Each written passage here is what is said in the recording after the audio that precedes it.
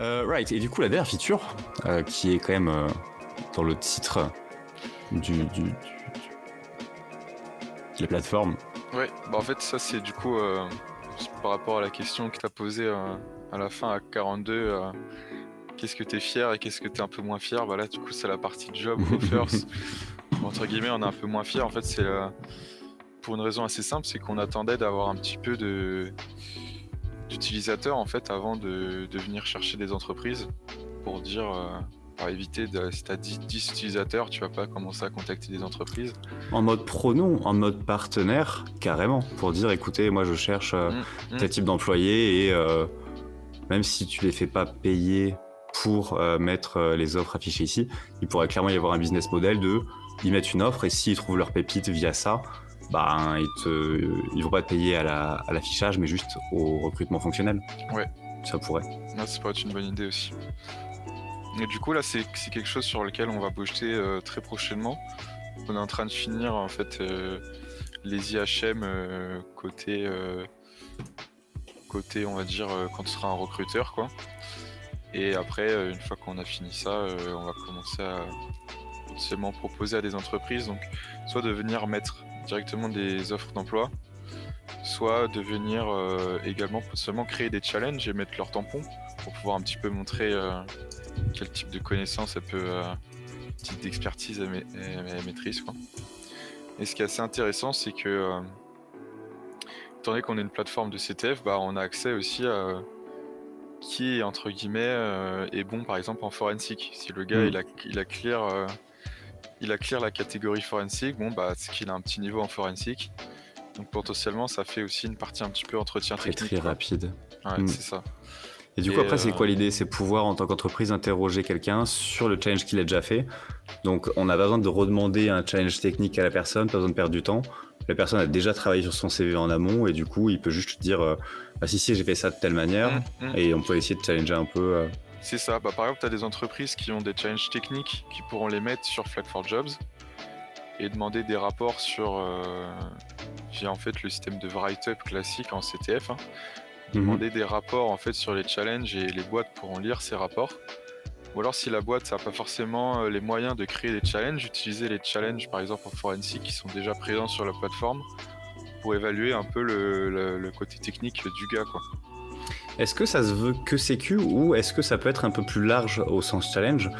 Un cas concret qu'on a eu en pro à Mano il y a pas longtemps, c'est que on a un besoin de recruter des gens pour faire la partie machine learning et ou en tout cas du traitement de données. Et ils voulaient faire un système de sandbox Python pour permettre à la personne de tester un peu de code et de submit un résultat, voire idéalement que la personne fasse tout dans son browser et qu'on ait le code chez nous. Nous, on sait qu'on peut faire un cloud isolé, mais moins on a de code pas à nous qui run chez nous, mieux c'est. Est-ce que c'est littéralement le genre de use case où une entreprise vient vers toi et te dit on héberge ces challenges-là chez vous, vous gérez les résultats, vous êtes isolé, vous avez littéralement l'infra pour, et faites votre life, et vous faites un pré-tri, ou est-ce que c'est vraiment orienté quand même challenge, sécu, CTF Est-ce que c'est plus le côté job ou est-ce que c'est plus le côté sécu? Pour l'instant, c'est plus orienté le côté sécu quand même.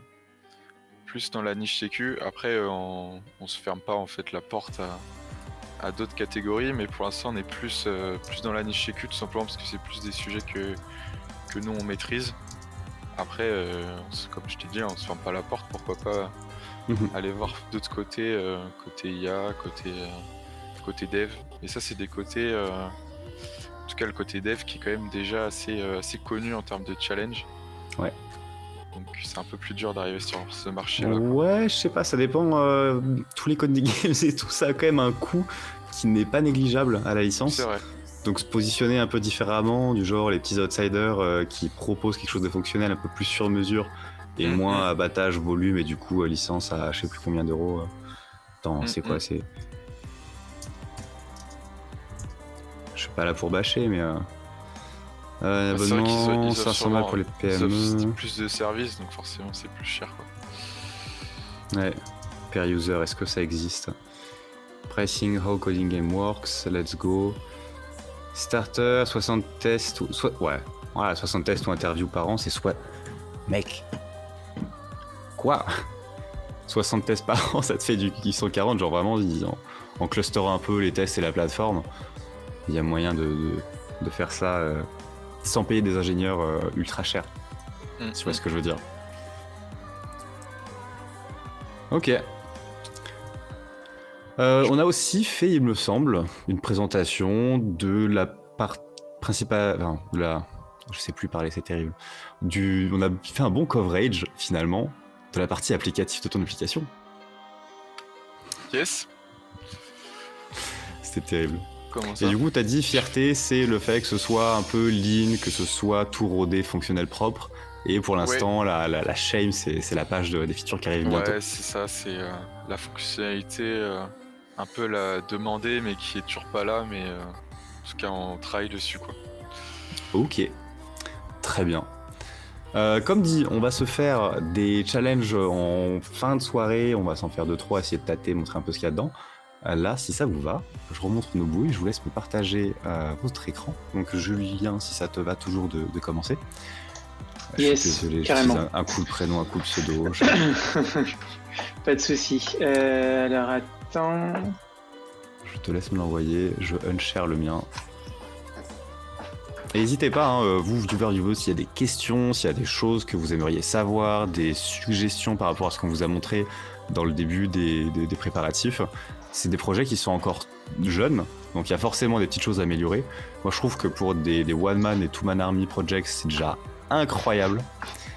Vraiment, parce que je sais la complexité que ça peut avoir.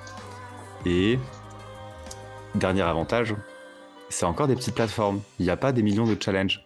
C'est pas le RootMe que vous n'arriverez jamais à faire à 100% parce que ça prend une vie finalement, peu à part pour quelques monstres. Et du coup, on peut encore poncer ces plateformes. Bon, du coup, Xanax, actuellement, vous avez une dizaine de challenges 12 challenges On a 12 challenges. Et on avec des essaye multiflags, donc on compte une trentaine finalement. C'est ça, en fait, c'est des challenges qui sont quand même un petit peu, qui peuvent être parfois un petit peu longs. Ça dépend lesquels, hein. Il y en a qui se font une demi-heure, mais il y en a, ça peut te prendre plusieurs jours, quoi. Selon ton skill aussi, bien évidemment. Mais je dirais qu'il y a à peu près 2-3 flags par challenge. Du coup, ouais, ça fait quand même quelques flags à aller choper, mais c'est pas non plus déconnant, hein. Il y en a il y a des gens assez bons qui arrivent sur la plateforme et qui montent dans le global leaderboard très rapidement. Hein. Ouais, ça se fait encore. Et Julien, il y en a beaucoup plus, mais il y en a plein qui sont un peu plus expéditifs, je pense, et pas de souci. Je le share maintenant. Vas-y, pas de souci. Voilà qui est fait. Bienvenue Parfait. Chez Julien. Chez Hack42. Chez Hack. Vas-y. Excuse-moi, je te réinterromps un instant, j'abuse. Histoire qu'on fasse quand même le distinguo. Toi, t'avais dit que c'était du Django, que c'était en front du Bootstrap, du jQuery. Et derrière, t'avais du VirtSH. Xanax, pour faire le gros TLDR, le gros pack de ce qu'il y a sur ton site. Oui, bah pour ma part, c'est du coup front-end, c'est du React. Ok. En API, c'est une API JSON classique faite en Flask et Blueprints. Et déploiement des instances dynamiques, c'est une API web, donc Fast API, qui est reliée avec l'API Docker. Ok.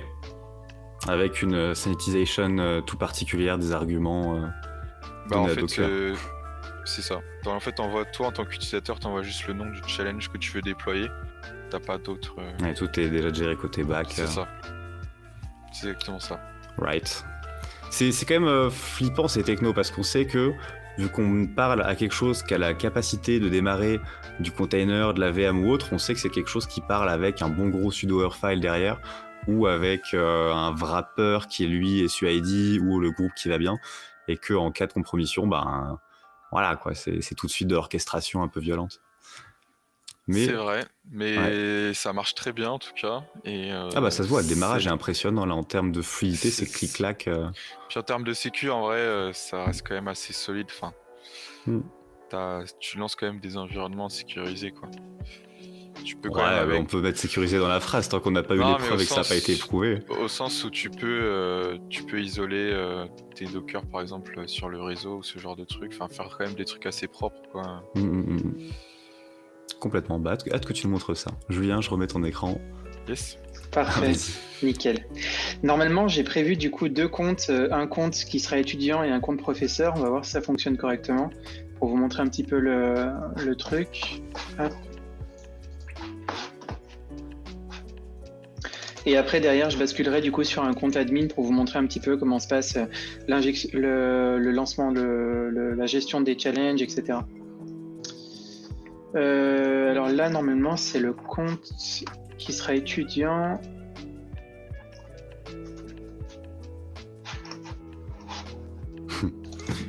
Fait divers, il ouvre un navigateur privé en stream, ça tourne mal.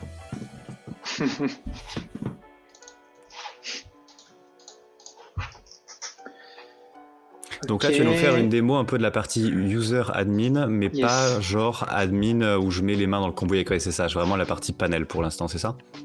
C'est ça. Là, ça va être la partie professeur. Je vais vous montrer un petit peu comment ça se passe. Voilà. Après, j'aurai pas forcément suffisamment d'étudiants pour vous montrer les statistiques, etc. Mais voilà. Donc là, du coup, je suis connecté en tant que professeur avec un compte professeur. Donc là, le truc. Donc du coup, j'ai un compte professeur et un compte étudiant. Donc lui, c'est le compte professeur, celui qui est avec mon navigateur en admin, en navigation privée. Et là, du coup, j'ai le compte étudiant. Donc là, je reviens sur le compte professeur. Donc le professeur a accès à la gestion de mes groupes d'élèves ici. Donc là, du coup, je peux créer un nouveau groupe qu'on va mettre, je sais pas, promo A par exemple. Bon, Je TLS, valide. terrible. Voilà. Donc là, du coup, j'ai promo A, nombre d'élèves 0. Donc je vais sur mon groupe. Et là, du coup, je vais pouvoir consulter donc la liste de mes élèves, leur nombre de points, etc. Et les statistiques aussi de tout mon groupe, enfin de toute ma promo. Donc là, j'ai progression des élèves, performance des élèves, dernier challenge validé par les élèves, la répartition par catégorie progression en pourcentage. Donc là, C'est j'ai tout génial. évité puisque Pour un j'ai- prof, ça permet, je me permets Vas-y. d'intervenir au tac au tac. Pour un prof, c'est vraiment le moyen de savoir quels sont vos étudiants qui valident les challenges à 23h55 alors qu'il faut rendre à minuit. Non, tu sais qui c'est qui a rush, tu sais qui c'est qui a validé un peu proche temporellement parlant. Carrément. Du coup, au niveau des actions, je peux éditer mon groupe, le supprimer, et là, je peux du coup inviter un élève. Donc là, du coup, j'ai juste à choisir l'élève que je veux inviter. Donc pour le moment, je peux pas rechercher par élève. C'est quelque chose à améliorer justement à cette partie-là, parce que si derrière j'ai 1000 utilisateurs sur la plateforme, ça va être un petit peu compliqué. Mais du coup, je vais inviter mon élève test qui est ici. Voilà. Donc là, Très je vais bon lui gars. lancer une invitation. Très très bon gars. L'élève a bien été invité, donc là du coup il est en attente d'invitation. Donc si je vais dans élève en attente, je le verrai en attente ici. Je peux annuler son invitation. Et si je rebascule du coup sur l'autre, donc sur mon étudiant, donc là maintenant je suis l'étudiant, et là du coup j'ai une notification qui me notifie que vous avez reçu une nouvelle invitation de la part d'un professeur. Elle est vénère l'animation de la cloche. Ouais, elle est vénère, ouais. Bon, au moins on est sûr de la voir. Viens faire du hack avec moi, ça va être génial. Du coup, je vais sur mon invitation. Donc là, du coup, je vois invitation professeur. J'ai la possibilité d'accepter l'invitation ou la refuser. Voilà. Mais bon, c'est pas forcément dans l'intérêt de l'étudiant s'il veut être noté. Donc du coup, je vais l'accepter, l'invitation. Ok, Ouais, c'est donc pour là, éviter mon le invitation. takeover d'étudiants, quoi. Exactement. Donc là, mon invitation, du coup, a été acceptée. Donc, cette invitation a été acceptée. Je peux, derrière, à tout moment, refuser l'invitation et quitter le groupe. Révoque. Ça, c'est mon professeur. Et maintenant, du coup, si je re-switch sur le professeur, j'ai une notification qui me dit l'élève test a accepté l'invitation. Là, du coup, maintenant, si je vais du coup sur mon groupe promo A, j'ai donc nom de l'élève test, nombre de points 0. Et là, je vais retrouver du coup les statistiques de test. Et vu que j'ai fait aucun challenge, du coup, tout est vide. Donc c'est pour ça il faudrait normal. que j'ai plusieurs élèves et que j'ai des statistiques, etc. Et j'ai pas forcément prévu le truc. Il va falloir, hein, dans les trucs à prévoir pour faire la partie commerciale, préparer 1 ou 2 plans de démo avec de la donnée. Carrément, ouais. Un truc qui pourrait être genre vraiment fou, je pense, pour un prof, c'est que le professeur, par exemple, il a la possibilité de sélectionner des tchals qui seront les tchals du coup à être évalués. Et derrière, il a un espèce de, je sais pas, un truc qui permet de générer un PDF ou je sais pas quoi. Et donc pour tous les élèves, en fait, ça va générer la note en fonction des flags, ce genre de choses. Comme ça, le prof derrière, il a rien besoin de faire, quoi. Juste, on pourrait il pousser le sélectionne truc. les challenges, il clique sur évaluer et derrière, chaque élève reçoit sa note, quoi. Je sais pas, c'est trop corrélé ça à la note, ça veut quand même dire que les gens vont faire ça pour la note et pas pour amuser, pour apprendre, c'est un Il y a coup un ça peu à s'en aussi, dégoûter. ouais. C'est Et, vrai. et franchement, si tu fais ça pour la note, Après, le problème, t'as c'est une personne ou deux qui vont carry le challenge, qui vont le passer à tout le monde dans la classe ou se faire Ah, mais détester de c'est- tout le monde. Ah, je suis d'accord, C'est- mais le problème c'est que souvent, enfin, quand t'es prof, t'es plus ou moins obligé de mettre une note, même si tu veux pas vraiment, quoi. Et donc, à la Ouais, fin, mais à la rigueur, t'es obligé de passer mettre la par là, note sur quoi. le côté parler du challenge avec l'étudiant en one-one pour voir si la personne a compris, a fait des choses tout seul, même s'il s'est fait aider, qu'il puisse être franc, elle, être franc, et Ah, mais bien dire sûr. j'ai fait ça. Mais juste le côté t'as flag ou t'as pas flag, ou t'en as 1, 2, 3, donc t'as soit 7, soit 14, soit 20. Ah, mais C'est tellement binaire. Je suis super d'accord, enfin, je suis vraiment d'accord avec toi, mais imagine, t'as 80 élèves dans ta promo, typiquement à l'NCBS. Interroger chaque personne sur dire comment ta flag machin. Mais être prof, c'est du taf. Ah, Être je prof, suis c'est d'accord. du taf, il n'y Je a suis pas le d'accord. choix non plus. Sinon, Mais on je ferait pense- corriger toutes les copies de français avec de l'IA et ça ira peut-être un jour, mais c'est un peu la tristesse. Et là, Je suis en d'accord. l'occurrence, l'idée est sympa d'enlever du taf aux profs, mais je pense vraiment que. Prove me wrong, parce que ce serait cool de pouvoir juste se fier à une plateforme et dire on note tout le monde comme ça. Mais il y aura forcément des gens qui sont avoir par le temps, mais qui sont pas cons quand même. Il y aura forcément. Ah non, mais je suis Des- d'accord pour dire que ce que tu dis, enfin ce que tu proposes, c'est vraiment mieux. Après, ce qui se passe dans la pratique, c'est que les profs, ils te font pas mal de QCM Moodle et tout, parce qu'ils ont un peu la flemme de corriger, quoi. Ouais, non, ça me chagrine. Au Mais encore moins une fois, qu'il y ait un t'as raison. système Encore une fois, d'entre t'as raison. deux. Mais ouais, voilà ce que tu veux dire. Est-ce que le problème ce serait pas finalement notre État qui ne paye pas assez ses professeurs pour les motiver à faire du travail, Ah, ou les aussi. classes qui sont trop grandes? Les classes Mais- trop grandes, ouais, c'est Bon. vrai. Ça. Entre mettre une note un peu au pif en sachant que tout le monde sait copier, ou vous acceptez qu'on met pas de notes et qu'ils se mangent pour les examens de la prochaine école où ils veulent aller. Je sais pas. I don't know. Ouais. Ok. Du coup, là, ce que j'ai focus, c'est surtout la progression des élèves, donc pas forcément la notation, même si j'y ai pensé, mais du coup, là, voilà, c'est vraiment la progression. Donc, j'ai les statistiques globales au groupe, et si je retourne sur la liste des étudiants, j'ai aussi les statistiques individuelles sur chaque étudiant, en cliquant dessus. Je peux supprimer mon élève, et après, je vois sa progression pour l'étudiant en question. Avant de le partager aux professeurs et aux familles, propose une traduction, supprimer le compte de l'élève, parce que si tu supprimes les élèves directement, il y aura vite plus beaucoup de joueurs. Ça va aller très vite, quoi. J'avoue. Deux fois que je l'entends en 2 jours, celle-là, elle me régale. C'est bon, du coup, j'ai supprimé le développeur. Quoi? Non, le code du développeur. Ah, ok. J'avoue. Et donc du coup, par rapport donc à la partie professeur, il y a aussi donc les challenges académie. J'en ai parlé vaguement tout à l'heure. Donc les challenges académie sont destinés aux professeurs.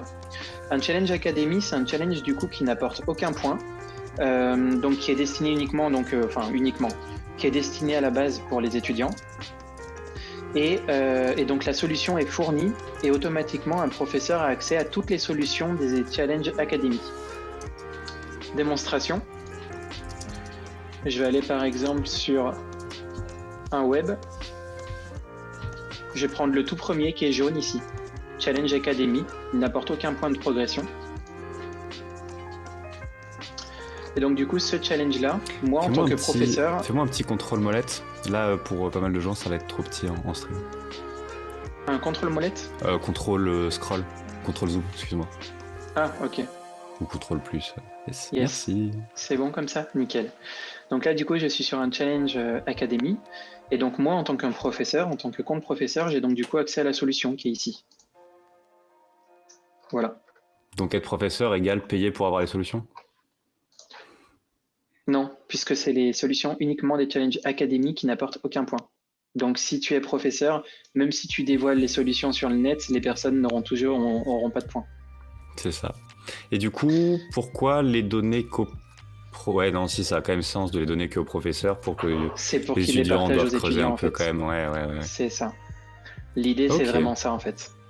Mais justement, pour éviter en fait potentiellement la fuite de la solution, même si ça arrive, bah du coup en fait c'est pas dans leur intérêt, il n'y a pas d'intérêt, il y a zéro intérêt quoi. C'est purement pour de l'apprentissage. Apprentissage. éducatif. Est-ce que vous avez commencé pour les parties write-up ou solutions à faire en sorte que soit dans la page, soit dans les PDF, des choses comme ça, il y a un peu de watermarking qui soit ajouté pour savoir, sauf si la personne l'a déplombé suffisamment bien, de quel ID de compte ça peut venir s'il y a une fuite? Pas du tout. Non, pas du tout. Je dis ça comme ça a évité que certaines personnes aient des problèmes. Par exemple, sur des images sorties de certaines plateformes permettant d'identifier qui a pris le code de qui. C'est rigolo. On ne donnera pas le détail, mais c'est rigolo. C'est pas bête.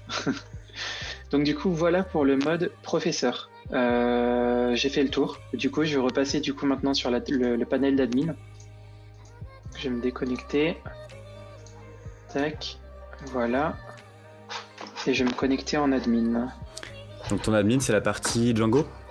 Enfin, Django, admin. Je vais vous montrer tout ça. Tac. Fais donc.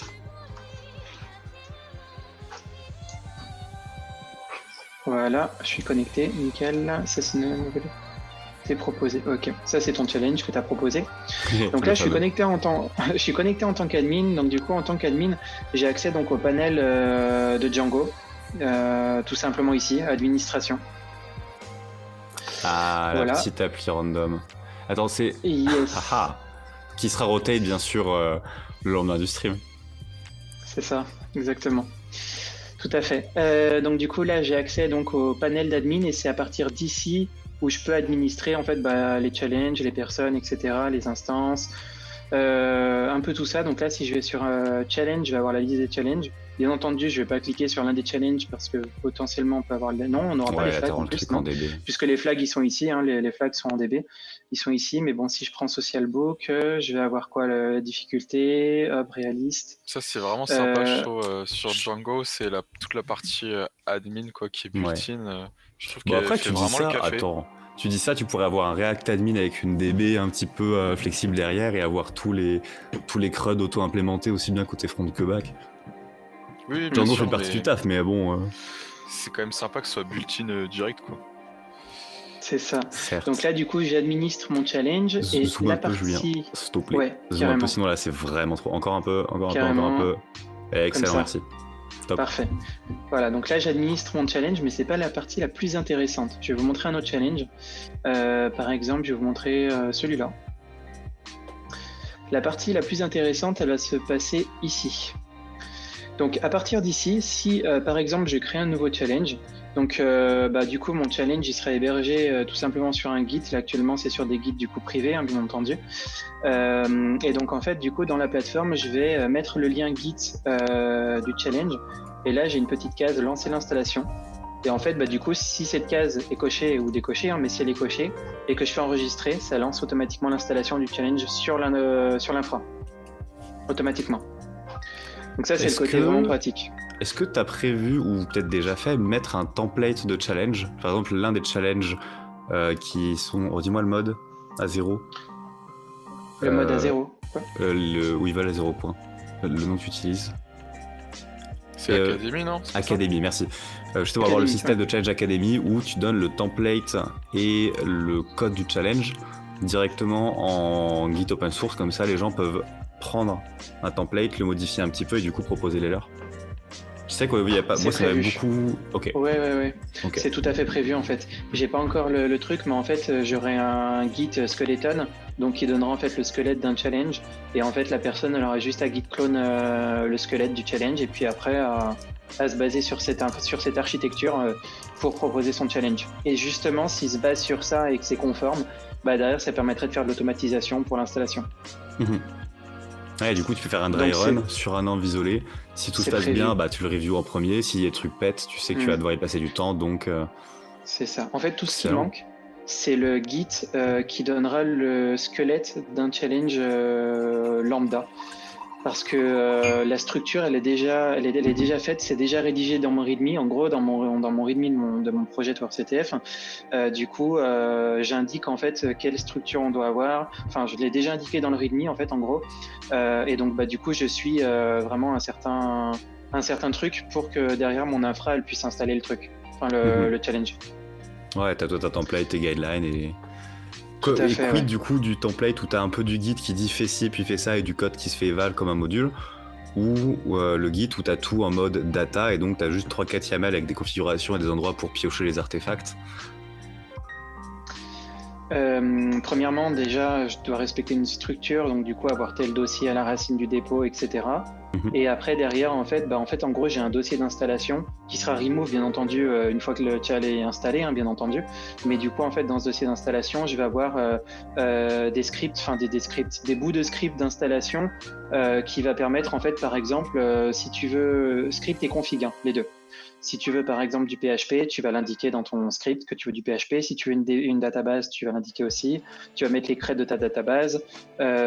Tu vas, par exemple, si tu veux. Je pense que le plus simple serait que tu nous montres avec le Challenge Academy si tu veux bien, pour qu'on puisse, Ouais. si ça spoil pas trop, Non, si non, c'est le cas, c'est pas grave, on peut Non, non. skip. Ouais, je vais juste du coup terminer la partie admin.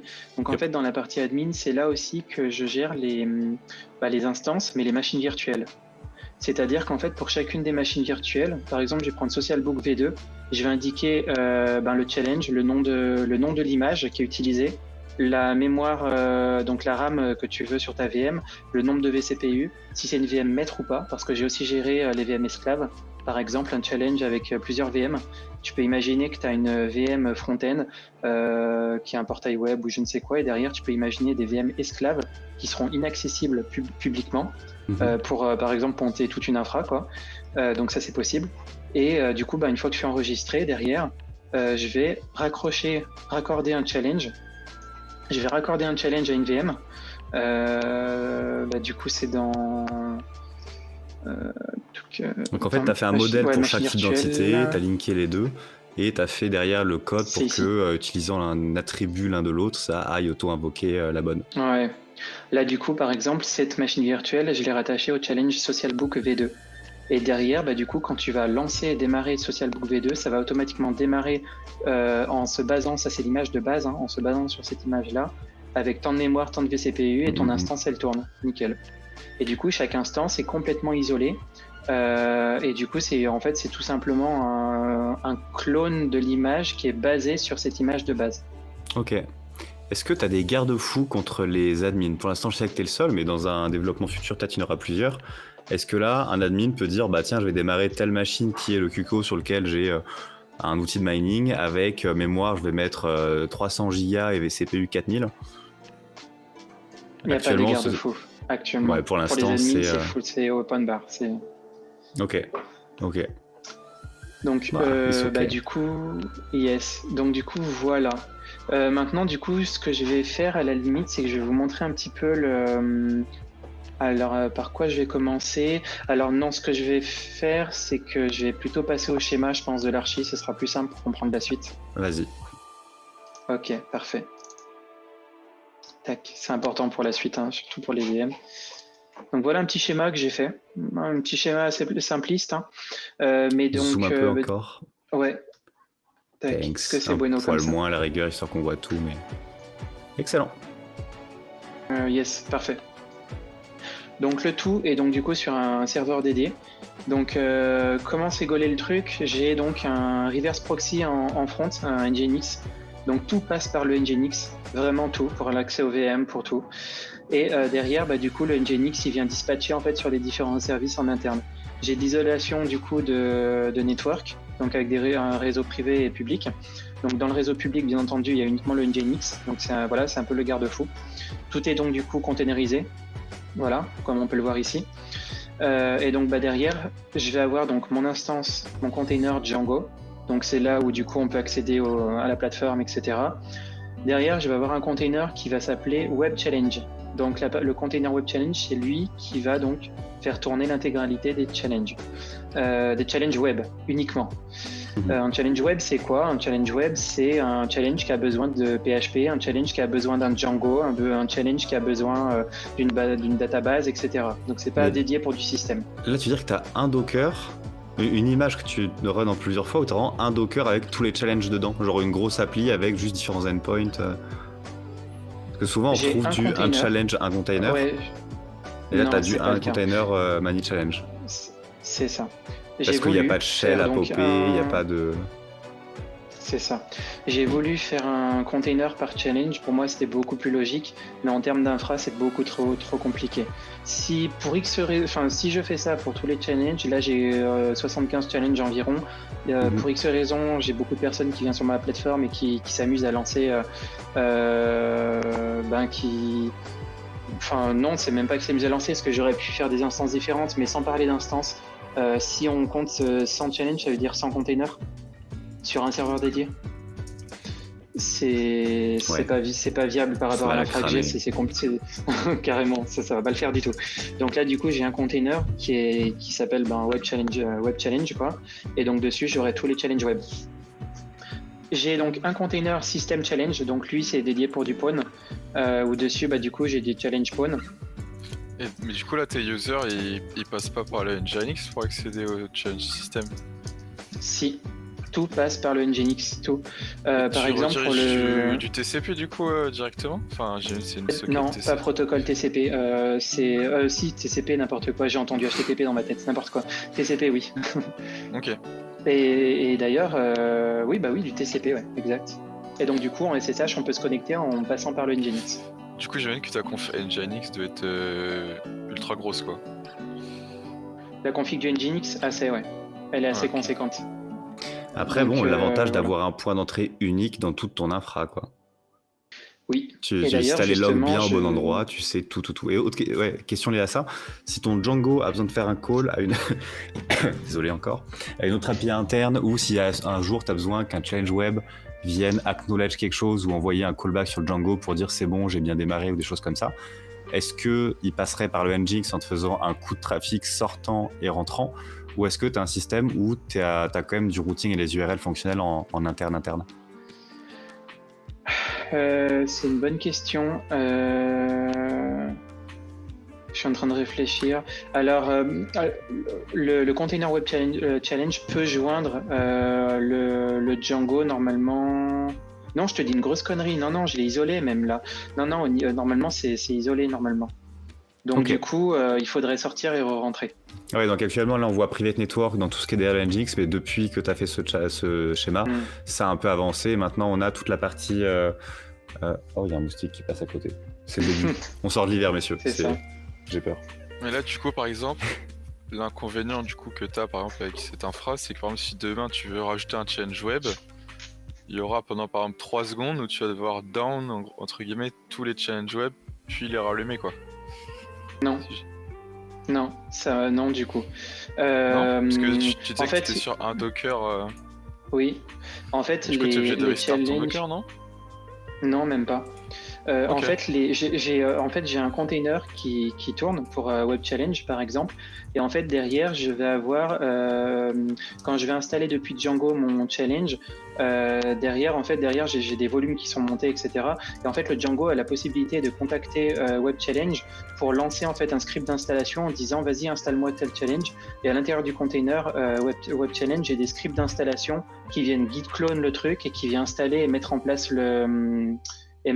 du coup le... Ah oui, ok. Tu vas directement installer le challenge à l'intérieur du Docker, ok.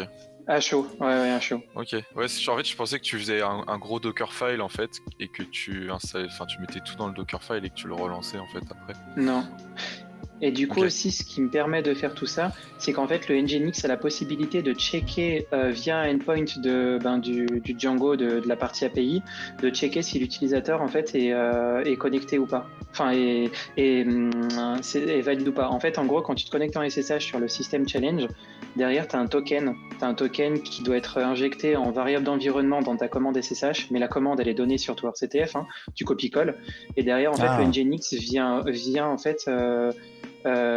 du coup interroger en fait l'API de ton RCTF en disant est-ce que ton token est bon pour tel utilisateur, et si son token unique pour l'utilisateur en question est bon, il autorise la connexion SSH. Sinon derrière c'est bloqué, et derrière tu auras un retour en te disant vous authentifiez sur ton RCTF. Mais du coup quand tu fais du SSH, du SCP, tu vas pas invoquer ça en mode variable d'env, c'est genre dans ton sous-domaine ou quelque chose comme ça que le Nginx va pouvoir checker et être redirigé sur le bon hôte à la volée, non? J'ai pas compris la question. Je vois pas, vu que le Nginx fait juste du passage de plat avec du TCP, et que toi t'arrives en SSH, il voit pas le contenu à l'intérieur à moins de faire la DP inspection. Du coup, j'ai du mal à comprendre, à moins d'utiliser un système de sous-domaine, comment le Nginx il peut comprendre ce que tu lui demandes pour aller invoquer le Django. Pour la partie SSH, c'est le container system challenge qui vient en fait qui vient interroger le Django. Ah, donc un système dans le tunnel pas module ou un truc est comme ça. déjà ouvert.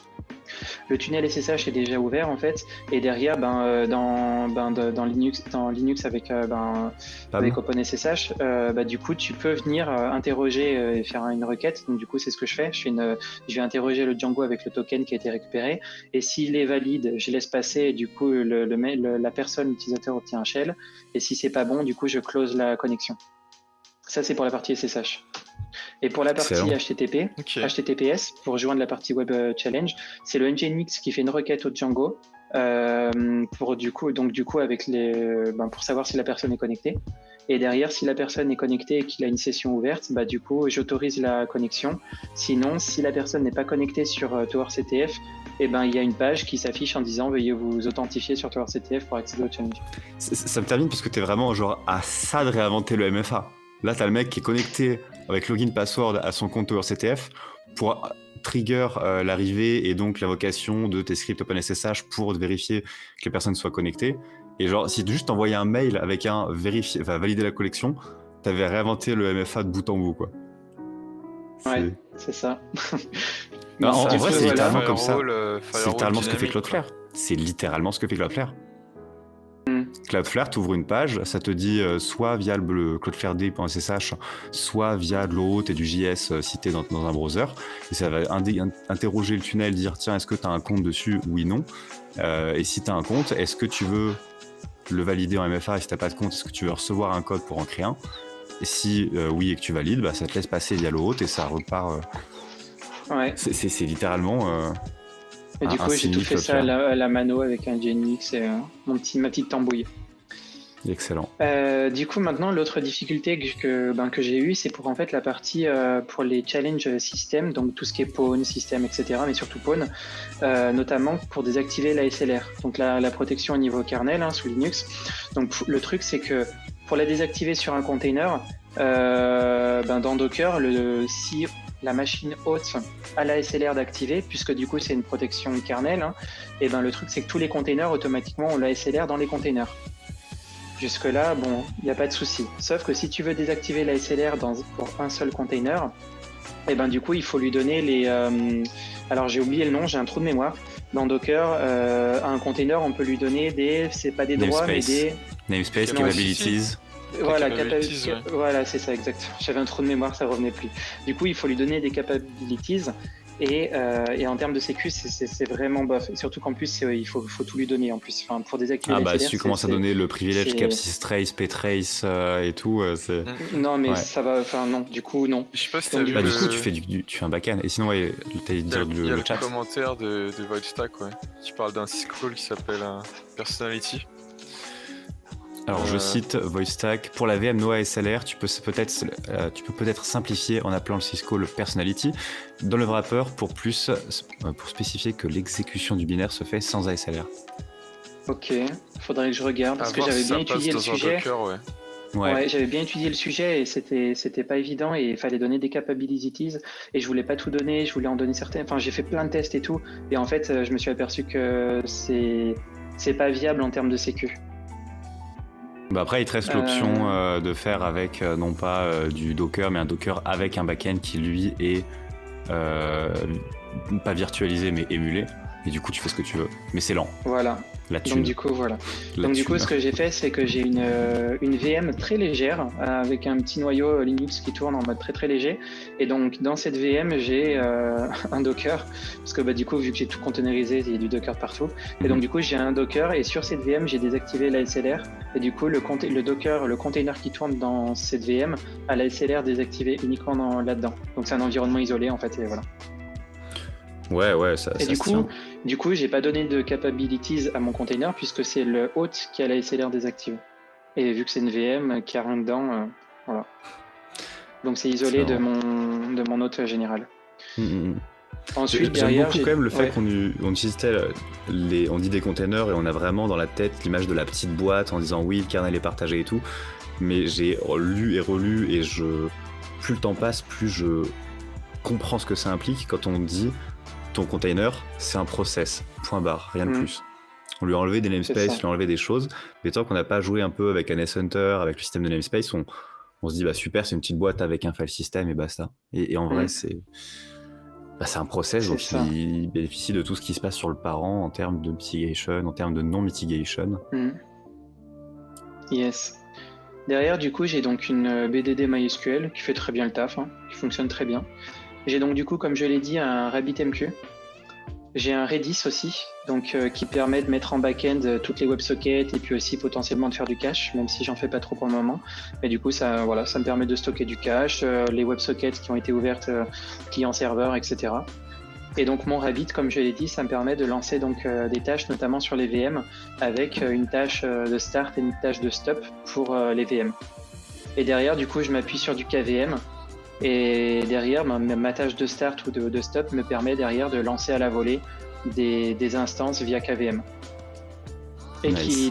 et chaque VM sera accessible via le Nginx, en passant par le Nginx pour accéder à la VM.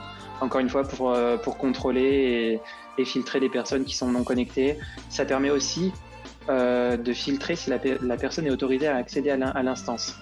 Parce qu'un utilisateur, l'utilisateur Bob qui a lancé son instance, il n'y a que Bob qui peut accéder à son instance. Il sera bloqué au niveau du Nginx, ça ne passera pas de toute façon, il ne sera pas autorisé. Voilà. Et voilà ça se passe comment ? J'ai aucune idée, ça se passe comment pour du non-cloud, la gestion des licences ou Windows ou autre pour de la VM temporaire qui se fait scratcher instantanément ? Je sais pas, c'est des Windows snapshot. J'ai pas de Windows, j'ai aucun Ah ok, Windows. j'en ai vu sur l'infra, je me suis demandé. Non, j'ai pas de Windows. Ah oui, ici, oui. Je l'ai mise sur l'infra parce que potentiellement, du coup, j'ai l'avantage de pouvoir avoir des challenges où c'est des Windows. Mais j'en ai pas en challenge Windows. Donc je sais pas du coup pour répondre à ta question. C'est prévu pour la suite, tout près. Ouais, carrément. C'est ça. Voilà. Moi, au niveau de la... Question. Vas-y, dis-moi. Est-ce que si demain je te donne le pouvoir de maîtriser le temps, je te mets dans une salle du temps et du coup t'as la possibilité de passer un temps infini sur la création d'infra. Est-ce qu'il y a des choses du coup, qu'est-ce que tu améliorerais potentiellement dans ton infra Est-ce que j'ai de la thune illimitée? Voilà, ta thune illimitée. Et qu'est-ce que tu ferais un petit peu potentiellement de mieux sans faire un truc ultra complet, mais trouver un petit peu les avantages, désavantages de ton infra, quoi. Ouais, carrément. Là, j'ai écrit énormément de code à la mano. Il y a pas mal de choses de code à la mano que j'ai écrit en termes d'automatisation, d'orchestration, etc. Tout tourne sur, du coup, comme je l'ai dit, sur un serveur dédié. Si j'avais du budget derrière, je pourrais m'appuyer en fait sur le cloud, un peu du coup comme tu l'as fait, mais du coup pour lancer des instances, etc., je pourrais m'appuyer sur le cloud, notamment sur de la WS ou autre, et ce serait beaucoup plus, pas stable, mais on va dire que ce serait beaucoup plus pratique, beaucoup plus performant en gestion de montée en charge, etc. Mais du coup, voilà, je me suis vraiment limité, donc je me suis un peu bloqué avec le cloud, etc. Mais si j'avais du budget, du coup, ça me permettrait d'avoir des serveurs à côté, ça me permettrait potentiellement d'avoir du serverless, ça me permettrait potentiellement du coup de lancer mes VM avec des instances sur de la WS, etc. Ce serait, voilà, en termes d'automatisation, ce serait top, quoi. Et puis ouais, en termes de disponibilité au sens mais carrément, si par exemple ton web challenge y tombe, en fait c'est tous tes challenges qui tombent par exemple. C'est ça. Ouais, mais c'est une légende, ça tombe pas les challenges, ça tombe plus.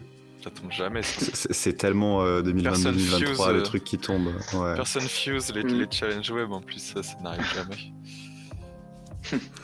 Et du coup, je ne l'ai pas vraiment précisé, mais tous les challenges sont isolés dans un user. Par exemple, le challenge web XSS, je sais pas quoi, du coup, ça va être le user CH50 ou je ne sais quoi. Et du coup, il est isolé uniquement sur ce user-là. C'est-à-dire que tu peux pas t'amuser à taper sur les autres challenges pour aller récupérer le flag ou je ne sais quoi. Ça me fait penser beaucoup aux challenges un peu rootme. Mais oui, c'est inspiré. C'est ça, ouais, carrément. Est-ce que demain, du coup, si t'as un Dirtico ou une LPE Linux qui pop, Du coup, si tu as un shell par exemple sur un des challenge systems, je peux potentiellement récupérer les flags de tous les challenges si je dis pas de bêtises. Tu dis pas de bêtises. Si potentiellement il y a la possibilité de faire du privilege escalation ou autre et un pawn d'avoir kit, un nouveau pawn kit qui arrive. Ouais, ça peut être la merde. Parce que pour les challenge systems, même pour les web d'ailleurs, du coup, finalement, mais du coup, si tu as accès à tout le container, derrière, du coup, tu peux aller consulter les autres challenges. Après, de toute façon, t'es Doom. Je veux dire, si t'as une chaîne de nodes ou de workers ou de machines hautes, si le pawn kit il passe et qui permet de router tous les flags, t'es niqué. Si le pawn kit il passe sur une machine mais que t'as le même node, le même master qui est partout, la personne va juste faire du SSH multiplexer et t'es niqué pareil. De toute façon. Ouais, bien sûr, bien sûr. Si y a une solution, Moi je trouve que c'est vraiment sympa. Il y a une feature notamment que nous on n'a pas à Flag4Jobs, c'est le fait d'autoriser l'IP de la personne qui est en train de faire le challenge. Et ça je trouve c'est vachement sympa que tu aies pris le temps de le mettre en place. Parce que ça doit pas être forcément simple, tu l'as décrit plutôt rapidement, mais je pense que tu as dû mettre pas mal de temps à la mettre en place. Ça va en soi, ça va.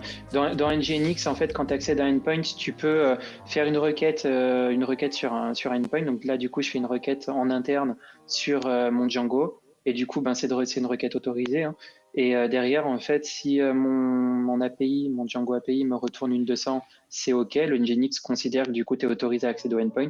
Si tu as autre chose qu'une 200, par exemple une 403, le Nginx il considère que c'est pas OK. Donc du coup, tu n'as pas accès au endpoint, tout simplement. Donc ton Nginx, quand il se prend des requêtes dans la tête, il va utiliser sûrement du mode Lua ou un équivalent pour lui refaire des requêtes au Django avant de dire vers qui il fait passe-plat ou s'il accepte de faire passe-plat. Ou c'est autre chose Ton Nginx, quand il récupère la requête, via quoi il fait sa requête à lui pour aller interroger le Django? Attends, je regarde juste un truc. Tu regardes si tu peux montrer le code ou pas? Ça se trouve, il fait un petit proxy pass au Django, et le Django code. refait au web challenge. Montrez-moi du code. Je regarde juste la partie. Tu regardes si c'est faisable de montrer ou non? Ouais, Normal. Pas forcément faire fuite quelque chose, mais normalement ça doit être OK. Par contre, il n'y a pas de backup sur ton infra. C'est en dehors du schéma, c'est à gauche. C'est en dehors du schéma, c'est à gauche, tout à gauche. C'est tout doux. Excellent. J'ai un petit backup qui... Ouais, c'est ça. J'ai un petit backup qui est fait effectivement, mais on va dire que j'ai pas forcément focus trop cette partie, mais en tout cas c'est... À quel point t'as de l'infra as code ou pas? Genre là, si tout tombe de demain, t'as ton système de guide, donc l'import de challenge se refait bien. T'as sûrement un backup de la DB avec les users, les hashes, les trucs comme ça. Yes. Mais est-ce que à quel point le Django se re-up facilement, se redéploie? À quel point t'as DB pour faire du clic-clic ou pas? Au point où en fait, vu que tout est... En fait, il y a beaucoup de choses qui ont été faites à la mano, comme je l'ai dit. Mais en fait, en gros, si tu veux, je fais un git clone de mon projet TowerCTF. Et derrière, du coup, j'ai mon Docker Compose, j'utilise Docker Compose derrière, avec un .env, etc., pour toute la partie variable d'environnement, etc. Et en fait, derrière, si tu veux, si je fais un up, il y a tout qui démarre. Et derrière, il y a une réinstallation automatique de tous les challenges qui sont présents dans la BDD. En gros, donc tu as un Docker Compose up d'être... en gros, tant qu'on te donne un compute, avec peut-être un peu de stockage quelque part, toi, tu peux tout upper et t'es tout en self-hosted, en fait, finalement. Au moment où le web challenge, il up, le système challenge, il up, etc., il vient checker si les challenges sont installés. Et si, du coup, si les challenges ne sont pas installés, il les réinstalle automatiquement. Excellent. Voilà. Et du coup, j'ai perdu mon fil. Toc. Pendant que tu cherche tranquillement et prends 10% de cerveau quand même pour la question qui vient. Comment vous vous comportez l'un l'autre s'il y a des failles trouvées dans la plateforme? Est-ce que déjà c'est OK que des gens s'amusent à chercher des failles autant dans la plateforme que dans les challenges? Est-ce qu'on peut vous remonter des unintended? Est-ce qu'on peut remonter des vrais trous dans la raquette au niveau du Nginx, gestionnaire de VM, gestionnaire de Docker ou autre? Si tu veux, je peux répondre pendant que Julien il cherche un petit peu. Yes, j'ai trouvé, mais vas-y, réponds. Je répondrai après. Pour ma part, c'est bienvenu de du coup chercher des petites vulnes dans la plateforme. Juste ce que je demande, c'est qu'on me prévienne avant, tu vois, juste que qu'un t'aies jour, pas je la trouve frayeur. voilà, je me retrouve pas avec des logs détruits d'un mec qui a fuse toute ma DB ou enfin tout mon web. Ouais. Juste voilà, tu me dis est-ce que je peux faire un test, y a pas de souci, hein, vas-y. Hein. Puis si Ça tu trouves teste en prod ou ça bypass, déploie une pré-prod? pour l'instant Suivant les tests. la pré-prod pour l'instant elle est réservée pour le dev, enfin au sens on n'a pas de pré-prod pour la sécu, on va dire. Ok. Bon, en soi, ça peut être une pré-prod dev sécu. Hein. Tant Ouais. qu'elle est pas en mode debug et exposée sur internet sous prétexte que c'est une pré-prod. Mais ouais, du coup, et puis bien sûr, les bypass dans les challenges, ça j'invite tout le monde à essayer d'en trouver. Hein. C'est le but aussi. De trouver un le flag bypass. le plus facilement possible, quoi. Le chal, il est mis à jour pour bloquer le bypass ou il est laissé tel quel pour le legacy? Ça dépend des bypass. Pour l'instant, il y a eu 2 bypass. Une fois que le challenge a été mis en prod, il y en a un, on a dû redéployer le challenge en fait, puisque sinon ça cassait tout le truc. Ok. Et il y en a un autre où en fait le bypass c'était aussi cool que la solution attendue, quoi. Du coup, on l'a laissé. Et puis maintenant, c'est juste un autre moyen de faire, quoi. Et voilà. C'est sympa. C'est cool quand même qu'il y ait des voies, des méthodes alternatives qui restent tout à fait valables et qui soient acceptées par la plateforme. C'est ça. C'est ça. Parce que des fois, il y a des gens qui vont trouver des bypass et en fait, ils se compliquent la vie. Des fois, c'est beaucoup plus simple. Des fois, c'est des gens qui se sont compliqués la vie. Ils sont passés par des endroits. Je pensais même pas que ça existait et ils sont sortis à réussir le flag comme ça. Mais Putain, tu teases, ça te donne envie de faire les 12 challenges pour savoir duquel tu parles maintenant. C'est terrible. Vas-y, tease. C'est le challenge que j'ai fait avec Quarty. Pour donner un indice. Ça se retrouve. Petite remontée de Kelly Anon là qui est dans le chat. On ne peut pas supprimer son compte pour typo de pseudo. Je sais pas lequel des deux ne respecte pas l'ownership des données, mais il y a moyen que ce soit c'est moi. Tower. Ah, bah tu dis ça et Kelly vient de répondre Tower CTF. Ah. Je suis fier de mot de passe qui a décidé autre chose. Écoute, Kelly, il n'y a pas de problème. Tu me ping ou tu ping à 42 et on va trouver un admin de Tower CTF. On connaît des gens. Yes. On devrait pouvoir se faire corriger une typo. Ça devrait le faire. Carrément. C'est l'avantage des petites plateformes. On est peu, on se chouchoute et on essaie de faire des trucs bien à petite échelle. On réglera ça. Ouais. Yep. Ok, du coup, je vais vous montrer ton écran si t'es prêt. J'avais switché entre temps. Vas-y. Ok, vas-y. Bon. Et si tu peux zoomer, c'est nice. C'est vraiment pas sûr. Non, je peux pas zoomer sur le code. Par contre, je peux faire un truc. Sinon, je sais ce que je vais faire. T'as pas dans JetBrains Viewers? C'est quoi? C'est JetBrains View Zoom in? Ouais, c'est ça, c'est JetBrains. Mais sinon, je vais faire ça. Ce sera beaucoup plus simple. Hop, voilà. Comme ça, je pourrais vous montrer. Je pourrais zoomer. Là, du coup, c'est de la config. Bah, save-le en .conf. Non, attends, c'est quoi? Ouais, c'est du presque JSON, quoi. Ouais. Peut-être zoom un petit poil, je sais pas si tu peux. Ouais, je peux. Ouais, non, JSON, ça fait de la merde, c'est dégueulasse. Ouais, non. Essaye le Python avec les parenthèses, là. Le nouveau truc. Le Python? Non, écoute-le pas. Non, ça. À la rigueur, on va rester comme ça. Ouais, c'est ok comme ça. On va rester comme ça. Donc du coup, en fait, c'est surtout cette partie, le 19, donc le listener 19080, c'est pour donc la partie web, challenge web. Et donc, en fait, ça se présente comme ça. J'ai un auth request ici. Donc, dans la config de Nginx, on peut utiliser auth request. Et donc, en fait, du coup, là, je lui donne sur quelle URL il vient taper. Donc là, en l'occurrence, du coup, ça tape sur /auth/authorized. Derrière, ça vient taper du coup sur mon Django. Et derrière, du coup, si derrière j'ai une 200, ça laisse passer. Sinon, du coup, je suis pas autorisé et du coup, j'ai une 401, quoi. Ah putain, c'est directement. C'est avec auth request. Ça, c'est vraiment Nginx. sympa, Ouais, franchement, je savais même pas qu'on pouvait. Mais ça marche comment? C'est à chaque requête, en fait, du coup, tu vas refaire une autorisation où il y a un peu de cache ou ce genre de choses? Je crois que c'est à chaque request. Parce que moi, ce que je te conseille de faire, c'est tu rajoutes à ça un petit cache Nginx.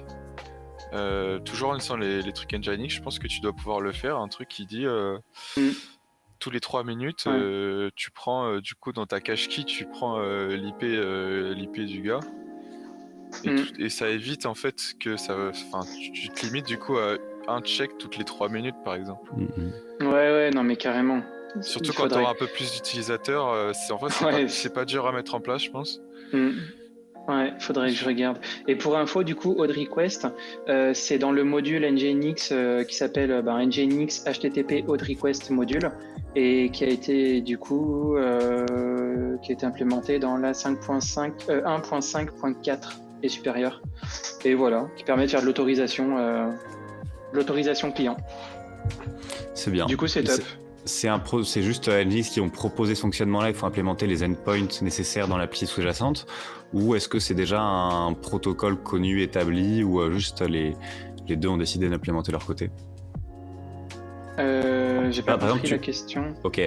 on pourrait avoir un système où pour respecter un flow d'attente spécifique, quand une requête arrive, il décide de toujours en renvoyer une sur un endpoint interne avec un pass spécifique.